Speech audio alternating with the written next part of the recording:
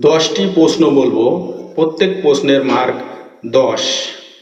যে 40 নাম্বার পাবে সে হবে পাস। প্রথম প্রশ্ন হলো 1, জীবনে কখনো স্কুল পালায় নাই। 2, জীবনে কেউ প্রপোজ করে নাই। 3, বাবার পকেট থেকে টাকা মেরে দেয় নাই। 4, জীবনে কখনো বেড়ি টানে নাই। 5, বাবা মাকে কখনো মিথ্যা বলে নাই। 6, ছ্যাঁকা খায়নি।